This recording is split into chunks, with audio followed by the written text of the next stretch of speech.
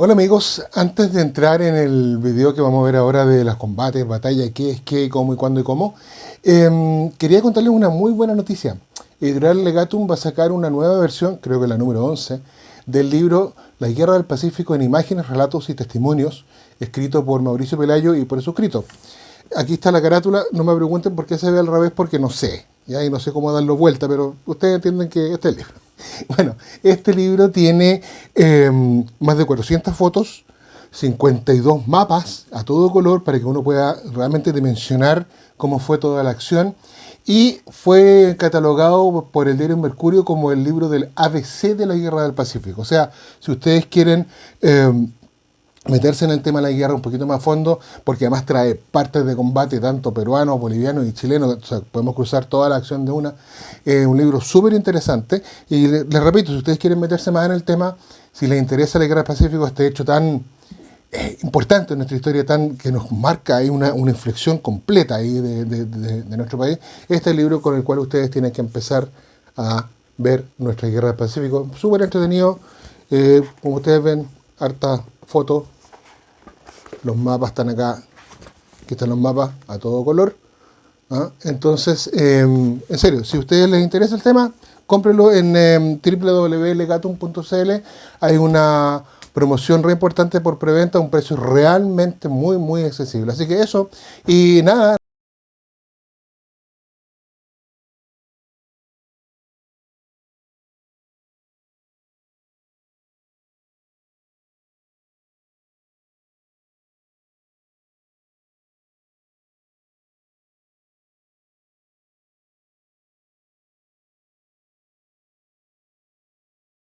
¿Qué tal? ¿Cómo andan?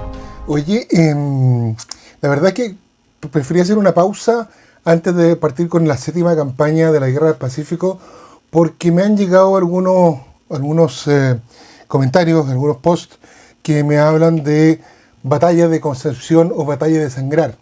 Y la verdad es que existe una confusión súper grande entre libros de historia, libros no tan de historia, que hacen que la gente habla indistintamente de batalla y combate cuando hay que ser muy claro en cuál es batalla y cuál es combate.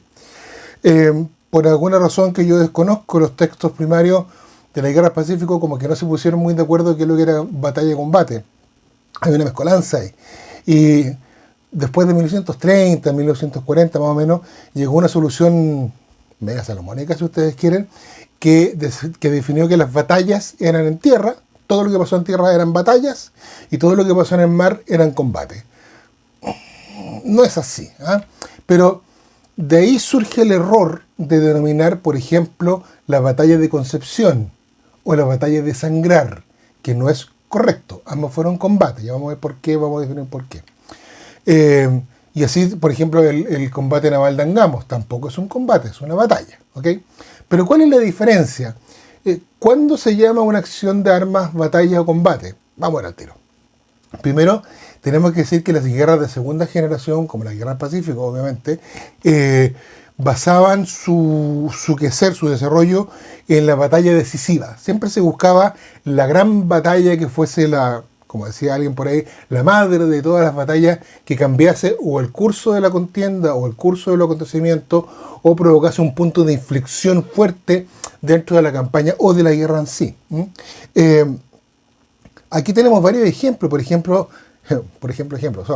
la batalla de Gettysburg durante la guerra de secesión norteamericana fue un hecho de armas cuya trascendencia radica en que se impidió que las fuerzas del sur, las fuerzas del general Lee, siguiesen avanzando hacia el norte. O sea, la invasión planeada no fue tal. Segundo, la pérdida de seres humanos, fueron 22.000 bajas por el lado del sur. Fue tan salvaje la pérdida de soldados, la pérdida de material de guerra, hablemos de cañones, fue tan grande que un sur que no estaba completamente industrializado fue incapaz de reponer lo faltante, y por tanto fue el punto de inflexión de la guerra de secesión norteamericana, donde la balanza de poder empieza a cambiar del norte hacia el sur. También tenemos otro ejemplo que es fabuloso, que es la batalla de Sedán, que se da el 1 y 2 de septiembre de 1870 en el marco de la guerra franco-prusiana, donde en esa batalla, Napoleón III, que era el gobernante de Francia, se rinde. Y no solamente se rinde Napoleón III, es tomado prisionero. Y al estar Napoleón III prisionero de los prusianos, Francia entera cae. De hecho, de ahí viene el famoso, avanzan las tropas prusianas hacia París y se produce el famoso sitio de París. Entonces, tenemos que son eventos sumamente trascendentes, sumamente importantes. Y en nuestra guerra del Pacífico tenemos una, que es mi batalla favorita, por lo demás, para nadie es un misterio, que es la batalla de Tacna, donde es tan trascendental lo que sucede ahí y después de esa batalla, que lo vamos a ver un poco más adelante, pero que cambia el curso de los acontecimientos de la guerra del Pacífico. ¿Okay? Así de drástico, así de fuerte esta cuestión. Pero para poder entender bien de lo que estamos hablando, batalla de combate, tenemos que partir de algunas definiciones básicas respecto a los hechos de armas, sin entrar a profundizar mucho, porque si no vamos a caer en lo que es un desembarco, que es un asalto, que es una toma, es más raro, pero para hacerlo simple y que quede muy clarito, el hecho de armas de menor importancia, el más chiquitito, el de menos trascendencia, se llama tiroteo. El tiroteo es una acción sorpresiva y espontánea, que emplea muy poca fuerza. Estamos hablando con suerte 12 hombres, 15 hombres, cuando mucho por lado. Y sucede básicamente durante las guardias, que la guardia se atacaba,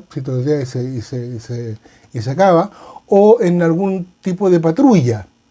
No tiene ninguna trascendencia, es un hecho de armas muy chiquitito. Luego tenemos la escaramuza, un poquito más grande, está en el siguiente peldaño, un poquito más grande, que es a nivel de pelotón o más, ¿no es cierto?, cuya importancia es baja.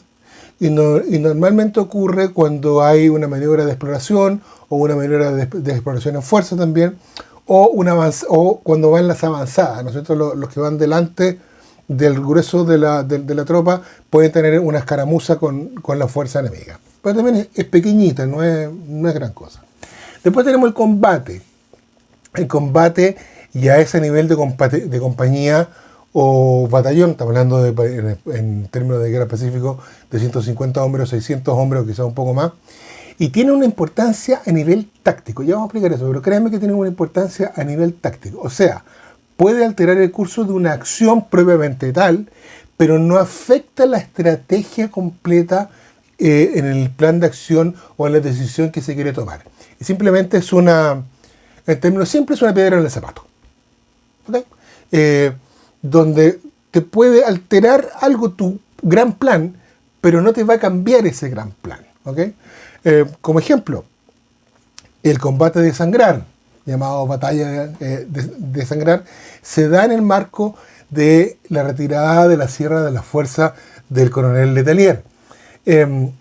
Recordemos que se había enviado una compañía del regimiento Win al mando del capitán Araneda hacia la hacienda de Sangrar con el objetivo de proteger la retirada de grueso de las fuerzas que venían bajando de la cordillera. Se produce un encuentro de armas, ¿no es cierto?, con las fuerzas de Cáceres, con el coronel Bento, para ser exacto. Se produce este encuentro de armas. Es largo, pero no hay mucha acción en cuanto a movimientos de tropas, qué sé yo. Y, para más remate, Letelier y su grueso de la fuerza no pasa por Sangrar, sino que por otro paso cordillerano que lo lleva hasta Cazapalque después de Lima. O sea, no tuvo ninguna importancia. En efectos estratégicos no tuvo ninguna importancia. No se detuvo la retirada de Letelier, no se produjeron bajas significativas en la fuerza de Letelier y no pasó nada en el fondo.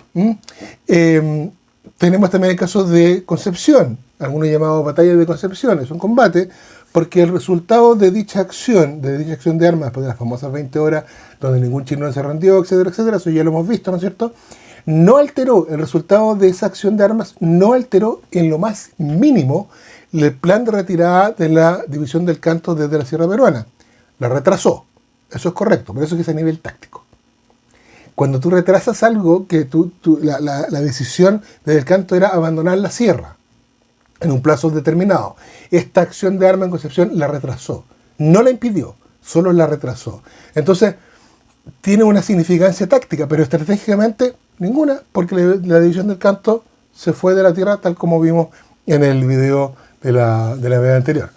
Pero la batalla, entendamos la batalla, tiene una connotación estratégica. Tiene una importancia que va más allá del hecho de armas propiamente tal. En la época se denominaba batalla una acción de guerra de grandes proporciones que involucrase a las tres armas. Estamos hablando de infantería, caballería y artillería. Además, esta es la definición napoleónica. Además de las tres armas tenía que estar presente el grueso de la fuerza. 60%, 70% de las fuerzas enfrentadas tenían que estar presentes en este gran campo de batalla. Bueno, se lo anticipé. Se daba además en un espacio físico delimitado, lo que se llama el campo de batalla. Y además tenía que estar presente al menos uno de los comandantes en jefe de las fuerzas en conflicto. Pongamos un ejemplo, Waterloo, campo de batalla de Waterloo, estaba presente Napoleón con todas sus fuerzas. Otro ejemplo que lo vimos recién, ¿no es cierto?, en la batalla de Sedan estaba Napoleón III, dirigente, presidente, emperador de Francia, ¿no es cierto?, presente en la batalla con el grueso de sus fuerzas.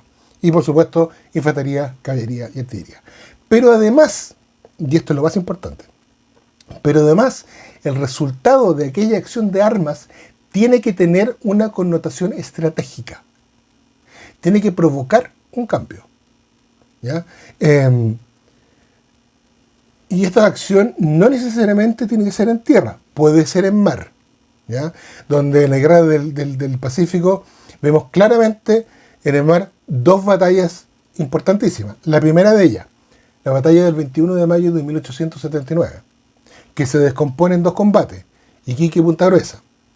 En Punta Gruesa, el efecto estratégico es que la Armada del Perú pierde el 40% de su fuerza naval.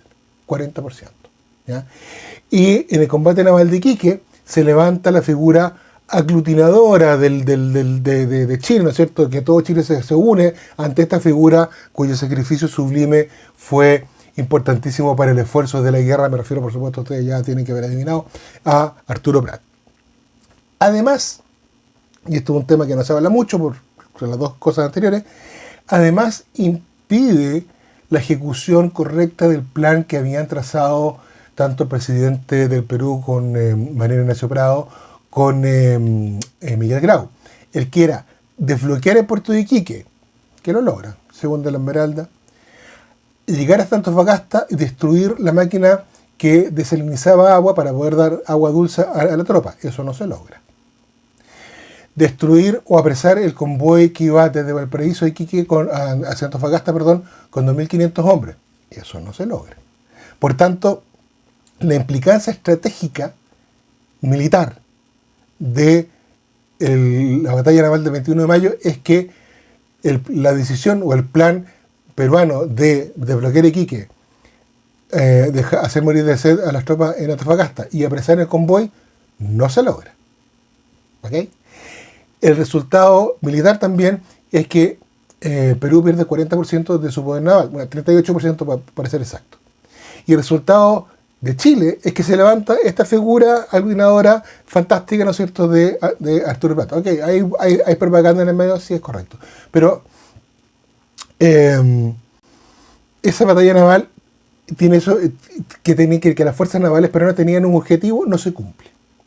Después tenemos la batalla naval de Angamo, donde que se produce el 8 de octubre de 1879, hace unos pocos meses después, donde el resultado de esa batalla sella por completo el dominio de la Armada de Chile sobre la ruta marítima desde el Cabo de Hornos por el sur hasta Panamá por el norte. ¿Por qué? Porque el Perú se queda sin ningún buque capaz de hacer frente a la Armada de Chile. El único buque que les queda, de guerra, que les queda es la corbeta Unión. Pero esta quedó sola. Entonces tampoco voy a hacer mucho. Bueno, se mandaron algunas acciones realmente heroicas, realmente fantásticas, pero habían perdido por completo el dominio de la ruta marítima. Y eso hace que todas las operaciones siguientes del Ejército de Chile vía transporte marítimo fuesen mucho más seguras y fuesen fáciles, entre comillas, fáciles de realizar. Ahora bien, campaña de Tarapacá. ¿Cuál es la batalla importante aquí? La batalla importante es Dolores o San Francisco, que se produce el 19 de noviembre de 1879, y aquí el resultado de ella son dos cosas, son dos efectos importantes. El primero es que es la primera vez que las fuerzas bolivianas abandonan la guerra, se dispersan hacia el altiplano. Segundo, Buendía se da cuenta de que con la fuerza que le resta no puede hacer nada más y decide retornar a Arica juntando toda su gente, la que había combatido en San Francisco, los pocos que quedaban en Pozo Almonte y la columna Ríos que estaba en Iquique, juntarlo todos en Tarapacá para de ahí partir hacia Arica. Entonces, esa batalla de Dolores, ¿no es cierto?, cambia el curso de la acción, cambia el curso de la campaña. Chile quedó con el camino abierto, si ustedes quieren. Ahora, más de alguno de ustedes se debe estar preguntando, bueno, ¿y qué pasó con la batalla, con la batalla de Tarapacá?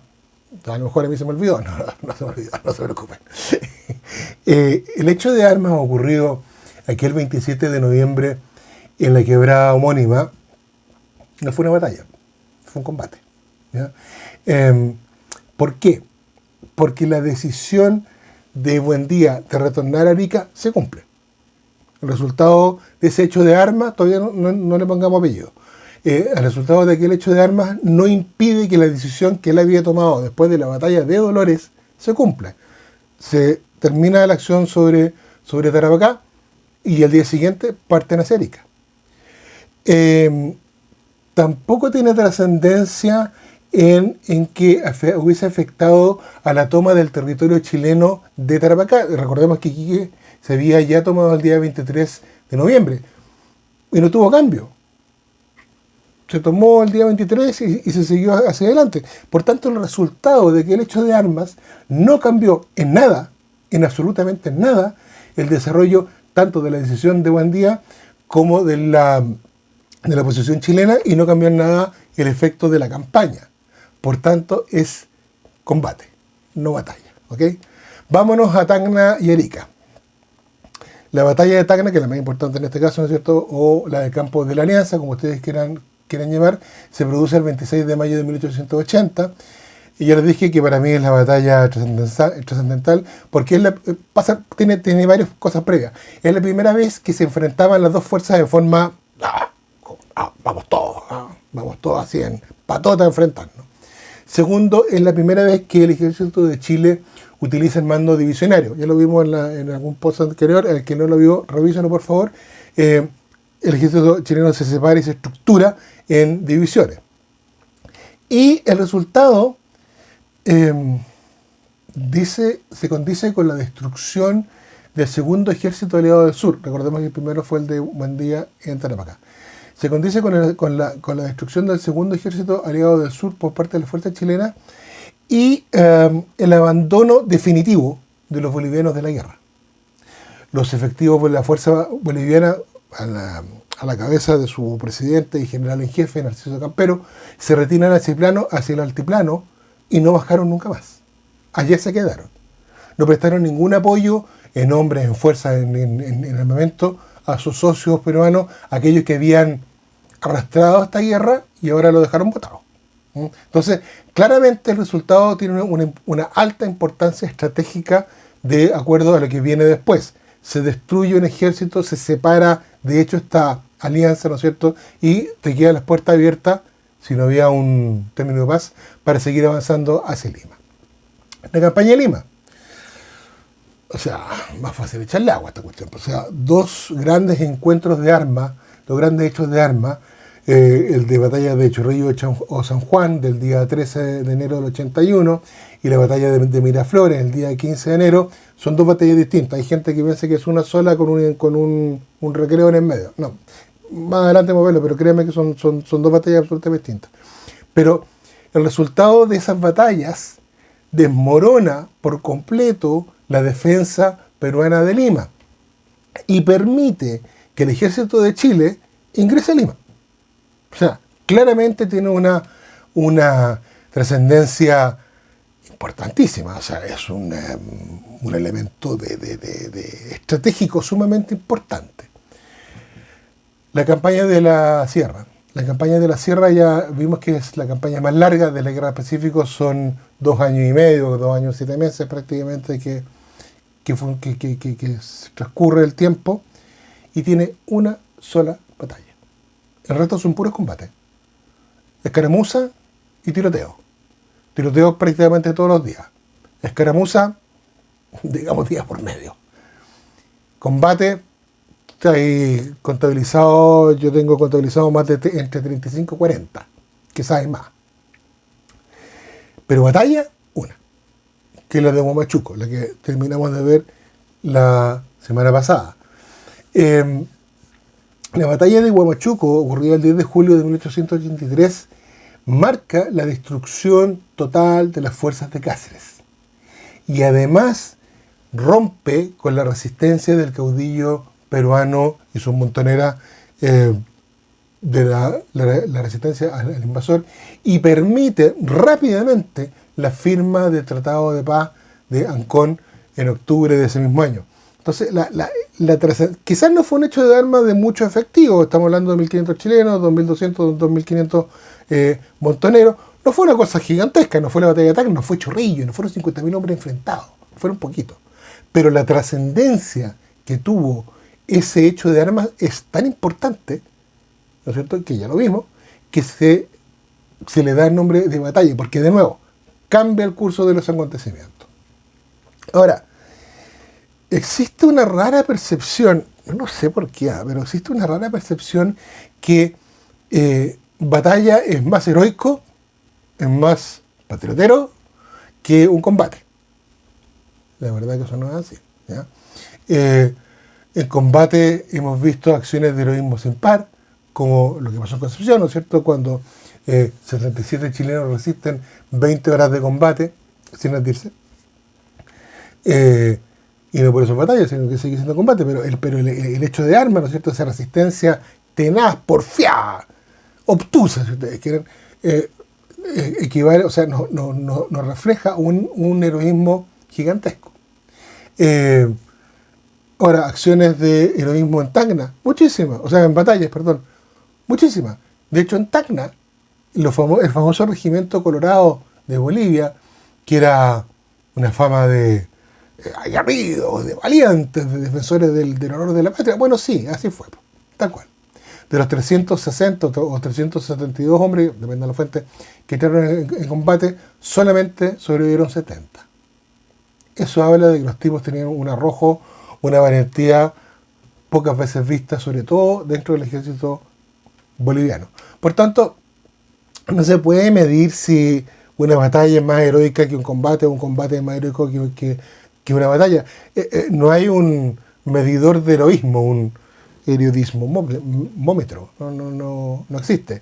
La verdad es que, para mí, mi humilde opinión, es que todos los combates o batallas de la Guerra del Pacífico derrocharon honor y gloria en los dos bandos.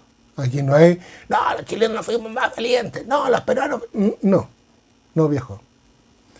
Una cosa es analizar una guerra sentado detrás de un escritorio mirando un mapa, y la otra cosa es estar en la guerra y que te sirven las balas por encima de la pelada. Cambia. Y la verdad es que todos aquellos que fueron a la Guerra del Pacífico, bolivianos, peruanos, chilenos, me da lo mismo, todos merecen nuestro recuerdo, merecen nuestra sinceridad y aprecio de lo que hicieron. Así que eso, amigos míos, nos vamos a dejar hasta acá. No fui tan largo, tan latero como otras veces, y ya la próxima semana vamos a cerrar la Guerra del Pacífico con la 7ª campaña, que tiene algunas cosas muy entretenidas, así que